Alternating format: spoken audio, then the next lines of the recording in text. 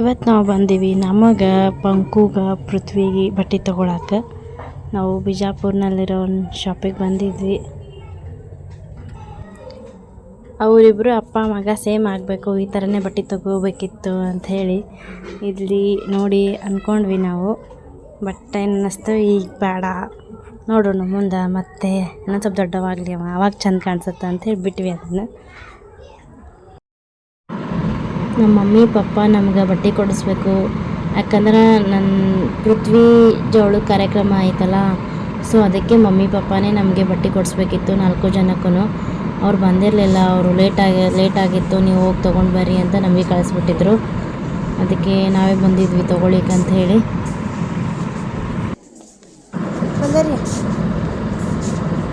ಇವತ್ತು ನಮ್ಮ shopping day 2. ನಮ್ಮ ಪಂಕು ಟ್ರಾಲಿ ತೊಗೊಂಡ್ಬಂದ್ಲು, ಅವ್ರ ತಮ್ಮನ ಅದ್ರೊಳಗೆ ಕೂಡಿಸ್ಬೇಕಂತ ತೊಗೊಂಬಂದ್ಲು ನಮ್ಮ ಪಂಕು.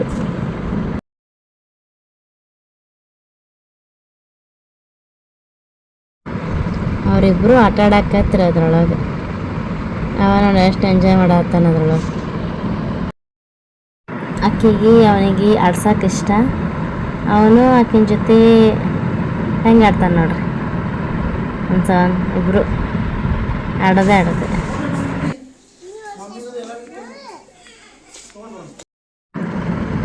ಆಮೇಲೆ ಪಂಕುಗೆ ಎಷ್ಟು ಡ್ರೆಸ್ ಹುಡುಕಾಡಿದ್ಮೇಲೆ ಒಂದು ಡ್ರೆಸ್ ಸೆಲೆಕ್ಟ್ ಮಾಡಿದ್ವಿ. ಏನಂತ ಒಂದು ಯಾಕನ ಅವನಿಗೆ ಬನೇನ ನಾವು ತಗೋತೆ. ಏನು ಬೇಕಪ್ಪಾಜಿ ನಿನಗೆ?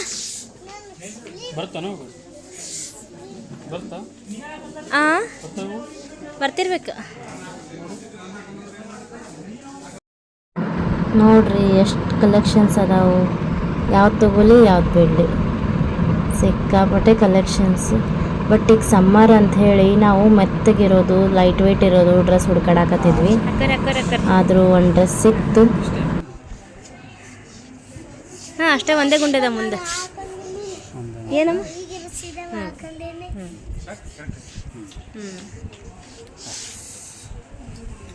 ಅದು ಬಂದರೆ ಇದು ಬಂದೇ ಬರ್ತದೆ.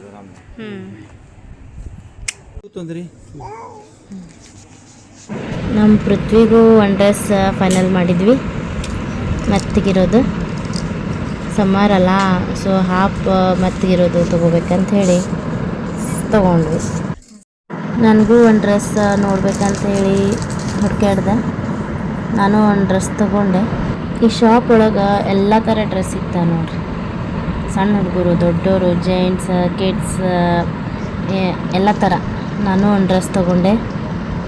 ಒಂದು ಸೀರೆ ಕೊಡಿಸಿದ್ರು, ಒಂದು ಡ್ರೆಸ್ ಕೊಡ್ಸಾರ ನಮ್ಮ ಮಮ್ಮಿಯರು.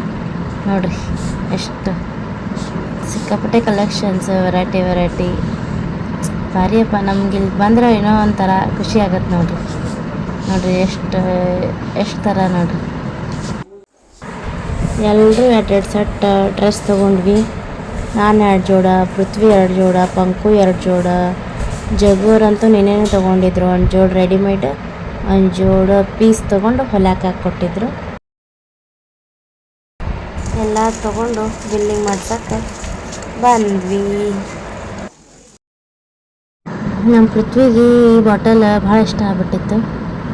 ಅದು ತೊಗೊಂಡು ಆಡೋದೇ ಮಾಡತ್ತಿದ್ದ. ಫೈನಲಿ ನಮ್ಮ ಶಾಪಿಂಗ್ ಮುಗೀತು, ತೊಗೊಂಡು ಬಂದ್ವಿ. ನಾವು ಲೇಟಾಗಿ ಬಂದಿದ್ವಿ, ಸೊ ಕತ್ಲಾಗ್ಬಿಟ್ಟಿತ್ತು ಮುಗಿಯೋಟ್ರಾಗೆ.